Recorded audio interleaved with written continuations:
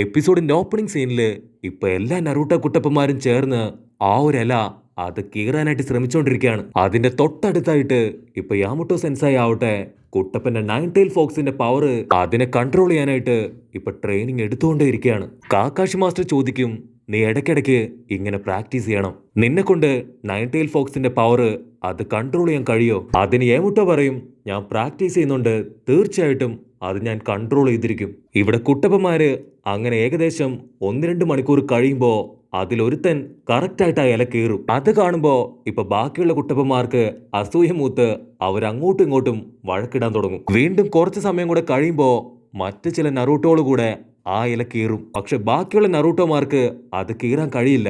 കുട്ടപ്പൻ അത് കണ്ട് ഇത് ശരിയാവില്ല എന്നും പറഞ്ഞ് ഇപ്പൊ കാക്കാഷിയുടെ അടുത്തേക്ക് വരും. കൊനഹ വില്ലേജില് വേറെ ആരെങ്കിലും വിൻഡ് സ്റ്റൈൽ ജിപ്സു യൂസ് ചെയ്യുന്നുണ്ടോ? അതിന് കാക്കാഷി, എന്തേ അങ്ങനെ ചോദിക്കാൻ? നിനക്ക് ആരോടെങ്കിലും അഡ്വൈസ് ചോദിക്കാനാണോ? കുട്ടപ്പൻ അതെ എന്ന് പറയുമ്പോ കാക്കാഷി പറയും, അങ്ങനെ ഒരാളുണ്ട്, പക്ഷെ അവൻ ഫുൾ ടൈം ചെസ് കളിച്ചുകൊണ്ടേയിരിക്കും. കട്ട് ചെയ്താ ഇവിടെ അസുമ സെൻസായും ഷിക്കമരു ആവട്ടെ ചെസ് കളിച്ച് രസിക്കുകയാണ്. കളിയുടെ അവസാനം ഇപ്പൊ ഷിക്കമരു ആവട്ടെ അടിപൊളിയായിട്ട് ജയിക്കും. അപ്പൊ കറക്റ്റ് ടൈമില് ഇപ്പൊ കുട്ടപ്പൻ അവിടേക്ക് ഓടി വന്ന് അസുമ മാസ്റ്ററിനോട്, ഞാൻ ആക്ച്വലി ഒരു വിൻഡ് ഷെയ്ഡ് യൂസറാണ്, എങ്ങനെയാണ് ചക്ര നേച്ചർ അത് മാറ്റാന്ന് കുട്ടപ്പൻ വീണ്ടും വീണ്ടും ചോദിക്കുമ്പോ അതിന് അസുമ സെൻസായി ആള് ചിരിച്ചോണ്ട്, ഓക്കെ കുഴപ്പമില്ല, ഞാൻ നിനക്ക് പറഞ്ഞുതരാം, പക്ഷെ നീ എനിക്ക് പകരം ഒരു ഹെൽപ്പ് ചെയ്യണം. അതിന് കുട്ടപ്പൻ ഇപ്പൊ അസുമ സെൻസായി നോക്കി തലയാട്ടി കാണിക്കും, ഒരു പക്ഷേ ഞാൻ പറഞ്ഞിരുന്ന ടിപ്സ് അത് കറക്റ്റായിട്ട് നിനക്ക് യൂസ് ആവുകയാണെങ്കിൽ എനിക്കും എന്റെ ടീംമേറ്റ്സിനും നീ ബാർബിക്യൂ മേടിച്ചു തരണം. വാവ്, ഓൾറെഡി ഞാൻ പാപ്പരായിട്ടിരിക്കുകയാണ്, ഈ സമയത്ത് തന്നെ നിനക്ക് ട്രീറ്റ് വേണമല്ലേ? കുട്ടപ്പൻ വേറെ വഴിയില്ലാതെ ഇപ്പൊ അവന്റെ പേഴ്സ് തുറന്നു നോക്കും. അതിൽ കുറച്ച് പൈസ കാണുമ്പോ അവൻ മാസ്റ്ററിനോട് പറയും, ഓക്കെ ഞാനതിന് റെഡിയാണ്. മാസ്റ്ററിന്റെ കയ്യില് ഇപ്പൊ 2 ബ്ലേഡ് ഉണ്ട്.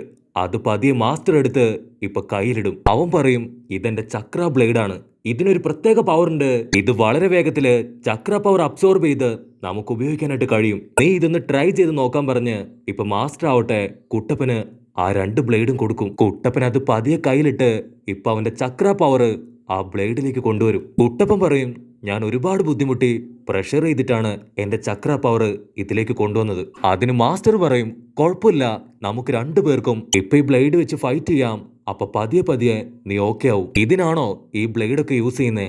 അതിന്റെ ആവശ്യമുണ്ടോ ചോദിക്കുമ്പോ അതിന് അസുമ മാസ്റ്റർ പറയും, അങ്ങനെയാണെങ്കിൽ നമുക്ക് 2 പേർക്കും നമ്മുടെ ചക്ര ത്രെഡ് ഉപയോഗിച്ചുകൊണ്ട് ആ കാണുന്ന മരം അത് പിഴുതെറിയാം. അതിന് കുട്ടപ്പൻ ചോദിക്കും, അതെന്തിനാ, അതിന്റെ ആവശ്യമൊക്കെ ഉണ്ടോ? മാസ്റ്റർ വീണ്ടും പറയും, എങ്കിൽ ഈ ബ്ലേഡ് വെച്ച് ആ മരത്തിനെ ലക്ഷ്യമൊക്കെ എറിയ്.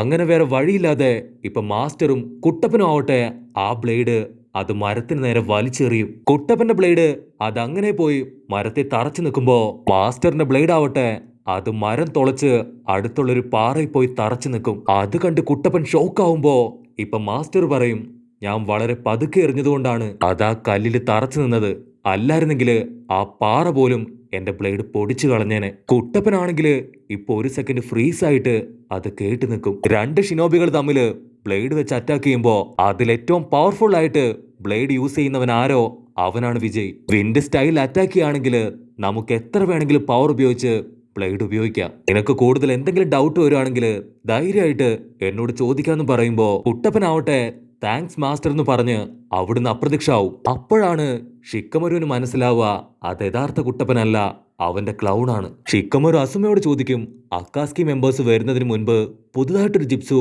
അത് കുട്ടപ്പന് കണ്ടെത്താൻ കഴിയോ? അതിന് അസുമ പറയും, തീർച്ചയായിട്ടും അവനെ കൊണ്ട് കണ്ടെത്താൻ കഴിയും. കട്ട് ചെയ്താ ഇവിടെ നറൂട്ടോ കുട്ടപ്പന്മാർക്കെല്ലാം തന്നെ അസുമ പറഞ്ഞ കാര്യങ്ങൾ കേട്ട് അത് മനസ്സിലാക്കി നിൽക്കും. അപ്പൊ അതേ സമയത്ത് സായി ആവട്ടെ പ്രാക്ടീസ് ചെയ്യുന്ന കുട്ടപ്പന് എന്തെങ്കിലും കഴിക്കാൻ കൊടുക്കാനായിട്ട് അവിടേക്ക് കടന്നു വരും. സായി കുറച്ചു നേരം ആലോചിച്ച് നിന്നിട്ട് അവൻ കുട്ടപ്പന് കൊണ്ടുവന്ന ഫ്രൂട്ട്സ് ഒക്കെ ഇപ്പൊ അവൻ തന്നെ ഇരുന്ന് തിന്നാൻ തുടങ്ങും. എന്നിട്ട് പതിയെ ഒരു മരത്തിന്റെ ചോട്ടിലിരുന്ന് ചിത്രം വരയ്ക്കാൻ ആരംഭിക്കും. ഇവിടെ സീൻ ബ്ലാക്ക് ഔട്ട് ചെയ്താ ഇപ്പൊ അസിസ്റ്റന്റ് ചേച്ചി ആവട്ടെ ഹൊക്കാഗയുടെ അടുത്ത് ഒരു കാര്യം റിപ്പോർട്ട് ചെയ്യാൻ വരും. ഫയർ കൺട്രി ബോർഡറിൽ ഇപ്പൊ വലിയൊരു അറ്റാക്ക് നടന്നിരിക്കുകയാണ്. ഇത് അക്കാസ്കി മെമ്പേഴ്സ് ആയിരിക്കോ ഒരുപക്ഷെ ചെയ്തിട്ടുണ്ടാവുക. അതിന് ഹൊക്കാഗ പറയും, അക്കാസ്കി ആണോന്നറിയില്ല, പക്ഷെ ഹിഡൻ റെയിൻ വില്ലേജിൽ നിന്നാണ് ആ ഒരു അറ്റാക്ക് നടന്നിരിക്കുന്നത്. ആക്ച്വലി ഈ 2 വില്ലേജുകളും അത് പരസ്പരം അടുത്താണ്. പിന്നെ എന്തിന് അവര് പരസ്പരം ഫൈറ്റ് ചെയ്യണമെന്ന് ഇപ്പൊ ഹൊക്കാഗെ ആന്റി 1 സെക്കൻഡ് ചിന്തിക്കും. ഹൊക്കാഗെ ആന്റി പറയും, ഇത് കണ്ടുപിടിക്കണമെങ്കിൽ തീർച്ചയായിട്ടും ആസുമയെ കൊണ്ട് മാത്രമേ കഴിയൂ. അതുകൊണ്ട് ആസുമ മാസ്റ്ററെ വിളിക്കാനായിട്ട് ഇപ്പൊ ഹൊക്കാഗ അസിസ്റ്റന്റ് ചേച്ചിയോട് പറയും. അസിസ്റ്റന്റ് ചേച്ചി പറയും, ഇപ്പൊ നമ്മുടെ ഗ്രാമത്തില് ജൂനിയൻസ് വളരെ കുറവാണ്.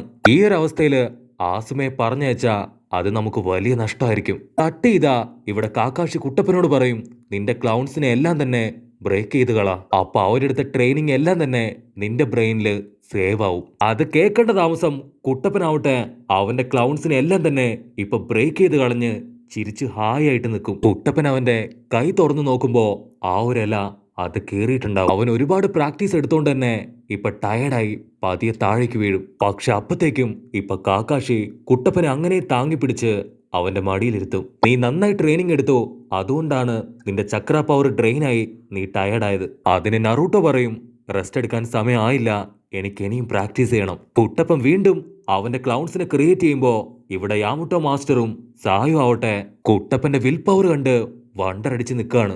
അവിടുന്ന് അങ്ങനെ കട്ട് ചെയ്താ ഇപ്പൊ ഈനോടെ ഫ്ലവർ ഷോപ്പില് ആസുമ മാസ്റ്റർ ആവട്ടെ റോസ് ഫ്ലവറിന്റെ ഒരു ബൊക്ക വാങ്ങിക്കും. ഈനോ ചോദിക്കും, മാസ്റ്റർക്ക് ഈ ഒരു പൂക്കള് ആർക്ക് കൊടുക്കാനാണ്? അതിന് മാസ്റ്റർ പറയും, ആർക്കും അല്ല, എനിക്ക് എന്റെ ഫ്ലവർ വേസില് വെറുതെ വെക്കാനാണ്. മാസ്റ്റർ ഒരു ഓസ്കാർ ആക്ടിംഗ് ഒക്കെ കൊടുത്ത് നൈസായിട്ട് മുങ്ങാൻ നോക്കുമ്പോ ഈനോ വിളിച്ചു പറയും, കുറീണ മാസ്റ്റർക്ക് എന്റെ ഒരു അന്വേഷണം പറയണം.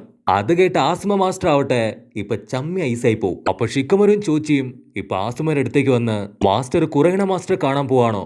എങ്കിലും ഞങ്ങളും ഉണ്ടെന്ന് പറയും. അത് കേട്ട് ഇപ്പൊ നമ്മുടെ ആസുമ മാസ്റ്റർ ഞെട്ടും. നിങ്ങൾക്കെങ്ങനെ ഞാൻ കുറീണനെ കാണാനാണ് പോകുന്നതെന്ന് മനസ്സിലായി? അതിന് അവര് പറയും, അത് ഞങ്ങൾക്ക് മാത്രമല്ല ഈ ഗ്രാമത്തിലുള്ള എല്ലാവർക്കും അറിയാം. ഇപ്പൊ ഞങ്ങള് അതിലും പ്രധാനപ്പെട്ട ഒരു കാര്യം പറയാനാണ് ഇവിടേക്ക് വന്നത്. ഹൊക്കാഗെ ആന്റി അസുമ മാസ്റ്ററെയും നമ്മളെ എല്ലാവരെയും ഇപ്പൊ മാൻഷനിലേക്ക് വിളിച്ചിരിക്കുകയാണ്. നമ്മൾ എത്രയും പെട്ടെന്ന് അവിടേക്ക് പോണെന്ന് പറയുമ്പോ അസുമ മാസ്റ്റർ ആവട്ടെ ഇപ്പൊ ഗൗരവത്തില് സിഗരറ്റ് എടുത്ത് വായിൽ വെക്കും. കട്ട് ചെയ്താ ഇപ്പൊ ഹൊക്കാഗെ ആന്റിയുടെ മാൻഷനില് ഹൊക്കാഗ പറയും, നമ്മുടെ അടുത്ത ഗ്രാമത്തില് ഇപ്പൊ വലിയൊരു യുദ്ധം നടന്നിരിക്കുകയാണ്. ആ ഒരു യുദ്ധം അതിന്റെ പിന്നില് അക്കാസ്കി മെമ്പേഴ്സ് ആണോ? ആ ഒരു യുദ്ധത്തിന്റെ മോട്ടീവ് അതെന്താണെന്നും നിങ്ങൾ കണ്ടുപിടിക്കണം. കട്ട് ചെയ്ത നമ്മുടെ നറൂട്ടോ കുട്ടപ്പന്മാര് ഇപ്പൊ അവരെല്ലാവരും ആ ഒരു ഇല അത് കറക്റ്റായിട്ട് കീറാൻ പഠിച്ചു.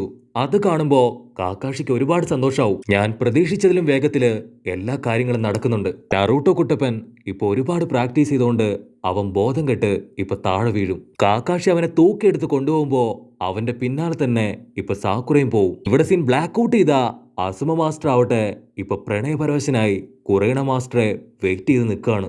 അപ്പൊ ഈനോയും കൂട്ടരും ഇപ്പൊ അവിടേക്ക് വന്ന് അവരുടെ മാസ്റ്ററെ വിളിക്കും. അപ്പൊ ലോങ് ഷോട്ടിന്ന് ഇപ്പൊ കുട്ടപ്പനും ടീംസും ആവട്ടെ അവിടേക്ക് നടന്നു വരികയാണ്. കുട്ടപ്പൻ പറയും, ഞാനിപ്പോ ഭയങ്കര ബിസിയാണ്, പ്രാക്ടീസ് ചെയ്ത് ഞാൻ ആകെ ടയർഡ് ആയിപ്പോയെന്നൊക്കെ പറഞ്ഞ് നമ്മുടെ ആളാവട്ടെ ഇപ്പൊ തള്ളി മറിച്ചുകൊണ്ടിരിക്കുകയാണ്. അപ്പൊ മറ്റൊരു സൈഡിൽ നിന്ന് ഇപ്പൊ കൊനഹമാരും ആവട്ടെ അവൻ കഷ്ടപ്പെട്ട് പിടിച്ച ആ ഒരു പൂച്ചയും പൊക്കി എടുത്തോണ്ട് അവിടേക്ക് വരും. കൊനഹമാരുവെ കാണുമ്പോ ഇപ്പൊ കുട്ടപ്പന് അവന്റെ ചെറുപ്പകാലം ഓർമ്മ വരും. മാത്രമല്ല ഒത്തിരി സന്തോഷാവും. അപ്പൊ ആസുമ സെൻസായി ഇപ്പൊ കുട്ടപ്പനോട് പറയും, നീ നന്നായി ട്രെയിനിങ് എടുക്കണം, നിന്നിൽ എനിക്ക് ഒരുപാട് പ്രതീക്ഷയുണ്ട്, നിനക്ക് തീർച്ചയായിട്ടും അക്കാസ്കി മെമ്പേഴ്സിനെ എതിർക്കാൻ കഴിയും. അത് കേൾക്കേണ്ട താമസം കുട്ടപ്പന് വീണ്ടും ആവേശമായി അവൻ പ്രാക്ടീസ് ചെയ്യാൻ ഓടും. അവിടുന്ന് അങ്ങനെ കട്ട് ചെയ്താ ഇപ്പൊ കാക്കാഷി ആവട്ടെ ഹൊക്കാഗയോട് പറയും, കുട്ടപ്പന്റെ ട്രെയിനിങ് അത് അടിപൊളിയായിട്ട് പോകുന്നുണ്ട്, അവൻ എല്ലാ കാര്യങ്ങളും വളരെ വേഗത്തിൽ തന്നെ പഠിച്ചെടുക്കുന്നുണ്ട്. കട്ട് ചെയ്താ ഇപ്പൊ ഏതോ ഒരു ഗ്രാമം കത്തിക്കരിഞ്ഞു കിടക്കാണ്. ഗ്രാമത്തിന്റെ മുകളിലായിട്ട് ഏതോ ഒരു തൊപ്പി വെച്ച ഷിനോബി